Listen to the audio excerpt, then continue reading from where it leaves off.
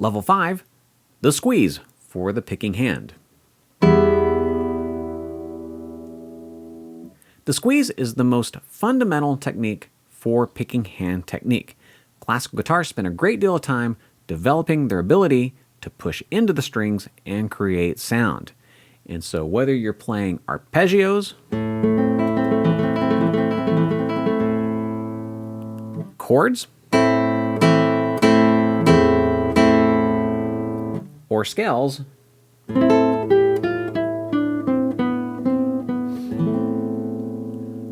all those techniques involve the closing and the opening of the hand. And so the squeeze is going to help us to develop that technique in the most efficient way so that we can make use of all those techniques that I just described. Now, before beginning this lesson, you want to make sure that you're up to date on the first 3 classical guitar levels. And there you're going to learn how to hold the guitar classical style, how to align the picking hand, and then how to file your nails properly. And that's for those who are growing their nails out. And providing you have that checked off, you're ready to begin the lesson. Now, the squeeze is primarily a chording technique. So right now I'm playing squeeze over an E major chord. So I'm playing several notes at the same time. And I'm doing this by opening and closing my hand. So to play the notes, I just close the hand, and then I relax it open to restart the exercise. So that's all we're doing. We're just closing and opening up the hand. And so you want to make sure that you're holding the guitar classical style with your strings facing your audience. And as we talked about in the previous levels, you've got your forearm over the edge of the guitar, and then half your hand over the rosette, which is halfway over the sound hole. And the angle from here to here is running about a 45-degree angle. And so to start off this exercise, I want you to place your fingers on strings E, string G, string B, and then the little E string. And you can do this by making a fist, relaxing the hand, that's your natural position, and then you're going to lightly place your fingers on each of those strings. So once again, you make a fist, relax, and make the slight adjustment to prepare the strings with the fingers. Just like that. So that was the quick general explanation, but let's go into a little more detail here. If you are in a relaxed position, your hand should look like this. Your thumb should be on the outside of the fingers, and it should also be straight. And you're putting very light pressure on the strings. You don't want to push down into the strings just yet. You don't want the thumb on the inside of the hand. This does 2 things. 1, it takes you out of alignment and puts you in a cramped position. But 2, it also causes a collision between the thumb and the fingers. There's no room to move. So if you just go by what nature's given you, and you relax the hand, and then you make the adjustment, you should have good alignment and plenty of room for the thumb to move.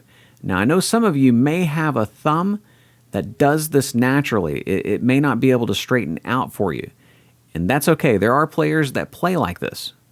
But for most of us, we can bend the thumb back and forth. And so if you just remain relaxed, try to keep the thumb light and straight. And that's how it looks from the front. From the side.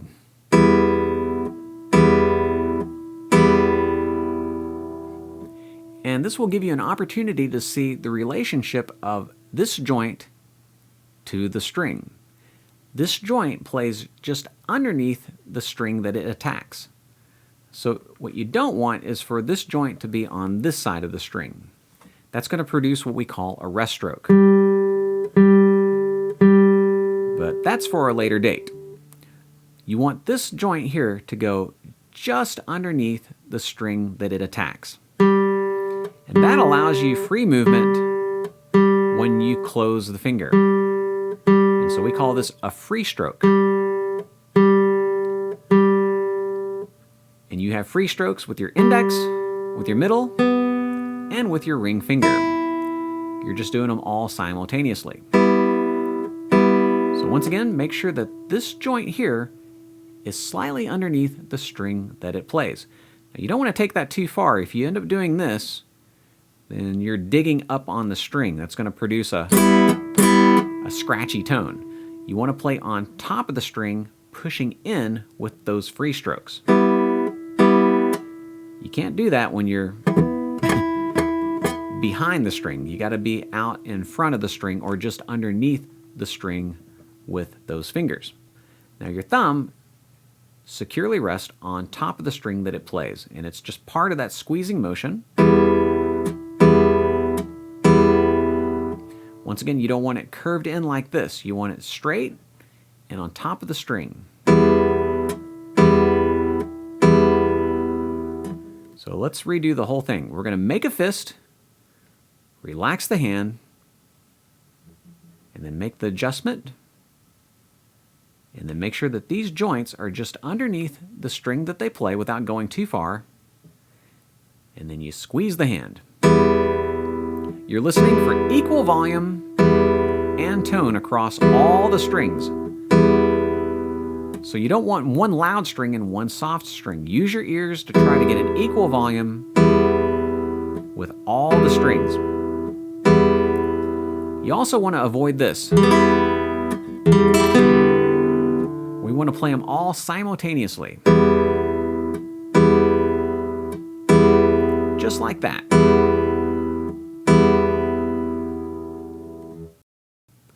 Once you've mastered those fundamentals, you can further refine your technique by learning how to move from this joint here.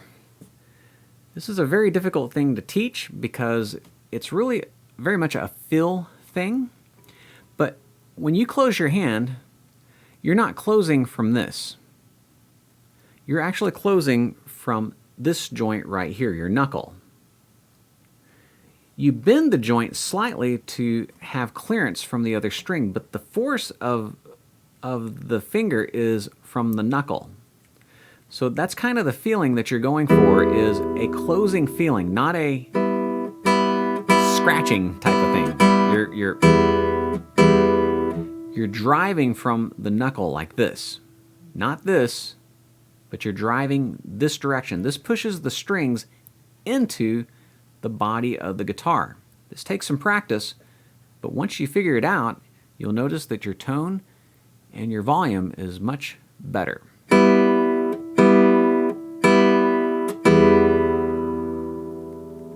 Now this is one of the reasons that I grow my nails out. It allows me to get a little extra push into the string.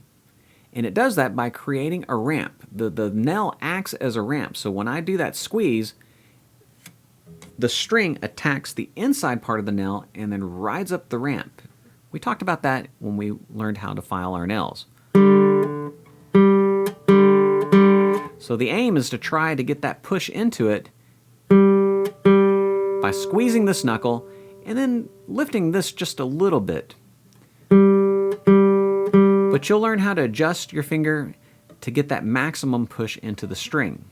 And what I find is that if you can angle this knuckle here, or this joint here, towards this part of the guitar, you can get more of that ramp action on the finger. If you're like this, you're going to be more scratchy. But if you can turn the knuckle in this way, that's why I've got you at that 45-degree angle, because it points this joint towards this part of the guitar. So you can hear a difference in the tone whenever I do it this way versus this way. Hear that? That's a nice tone there. That's not so good. And look at my alignment. It's bad, but when I turn it this way, I get that nice, warm, bassy tone. Don't try to over-obsess about this in the beginning, especially if you're just now learning how to file your nails.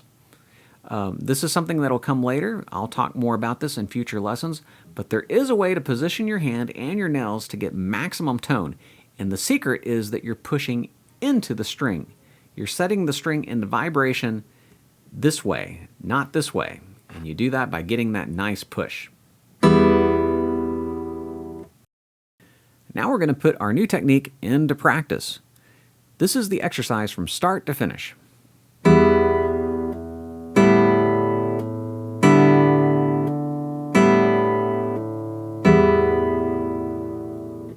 So I was performing squeeze with an alternating thumb on the bass strings. So I began with squeeze with the thumb on E, the thumb on A, the thumb on D, thumb on A, and then we repeat the cycle with the thumb on E.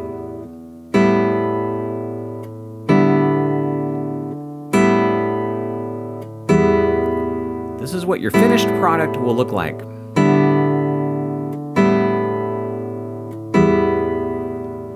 Now, I'm making that look easy, but I know it's not. So don't worry about playing with the metronome and try to slow things down. Just take your time. Right now, you're going to look like this. You're going to be preparing the fingers one at a time and then checking to make sure you're in the right position. And then you'll squeeze. And then you're going to be searching like I am right here, trying to find the notes. You know, in the beginning, it's going to be like this. And then you're going to squeeze. But with practice, you're going to get used to the distance of the strings, and you're going to calibrate those to your fingers. And so eventually, you'll be able to find the strings without even having to look at your hands. If you have a mirror, or if you have a laptop or a camera, just anything that will allow you to look at your hand, much like you're looking at my hand, and see what you're doing, that would be well advised. Because you can see what I'm doing, and if you can imitate that in the mirror, then it's going to really help you. It'll keep you from having to goose your neck over the guitar to see what you're doing. You can just look at the mirror or your computer screen to see what you're doing. When you squeeze, you're using the muscles of the hand. But when you open your hand to prepare for the next squeeze, I want you to relax the hand open. So I don't want you to force the hand open. You shouldn't have to use those muscles. Try making a fist and then relaxing the hand. You have that natural elasticity. Your hand will come right back to the spot that it began. So when you squeeze, you fire the muscles, and then when you open the hand back up, just relax the hand in that open position and then prepare the strings. That's one of the keys to speed. Make sure that you use your ears and you're trying to listen for good tone and equal volume across all the strings.